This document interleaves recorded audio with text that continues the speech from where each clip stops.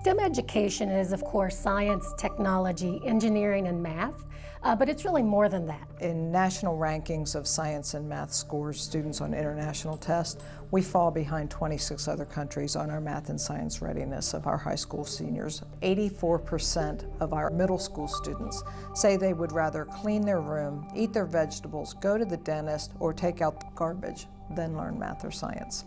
All of the careers that are coming up in the next 10 to 15 to 20 years have either specifically STEM jobs or they have STEM skills that are necessary for students to be successful in the future. In the classroom with STEM teaching, we try and really encourage the teachers to do authentic experiences where students are allowed to think critically and problem solve and work with the 21st century skills.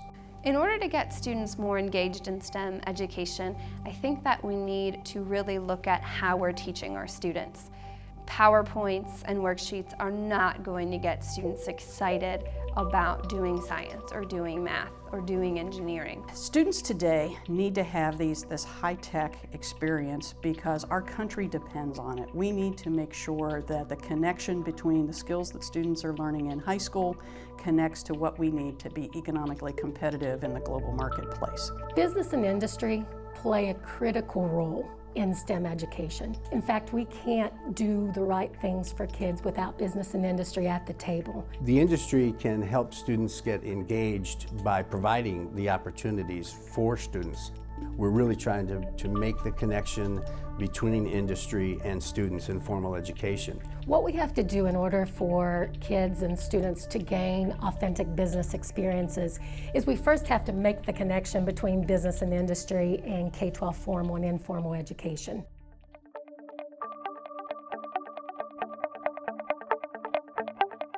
%80 of the jobs in the U.S. over the next decade will require STEM skills. The reality is, even the student that goes right from high school into work needs to be comfortable solving problems, comfortable working on a team, comfortable using technology in the workplace. We need to get together as a group, working with the chamber, and go into the schools, go into the universities, and tell them the story. Tell them the story of what kind of manufacturing we're still doing in this country. It's more high-tech. Our competition is now global. And we're competing against third world countries, Mexico, and so forth. So we got to be on the cutting edge in the type of machine tools we run, the type of tooling we're using, the quality of parts we're making. With the Greater Cincinnati STEM Collaborative, we know that parents are crucial to students and to students pursuing STEM education. My students are capable of really changing the world of science.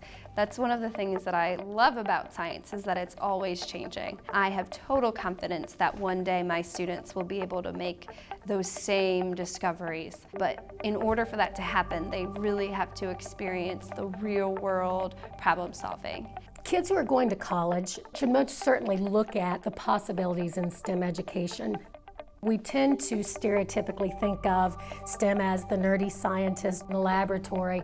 If science and technology aren't promoted and aren't focused on and aren't given importance in a child's life, then it becomes hard for them to want to pursue that. If there's one thing I wish I could do, it would probably be to be in between building signs for roller coasters or helping build roller coasters. I just enjoy them a lot. Well, I want to be an astronaut and I want to go and live on the ISS. So I can do all the spacey, no gravity stuff. There's a job for most kids' interests. And so if we're able to give kids awareness and opportunity, they actually then are able to see that there's lots of possibility for them. So what business and industry and teachers can do is remake the connection. There used to be a strong connection between going to school, studying, and getting those critical thinking skills, the math skills, to be able to get a job.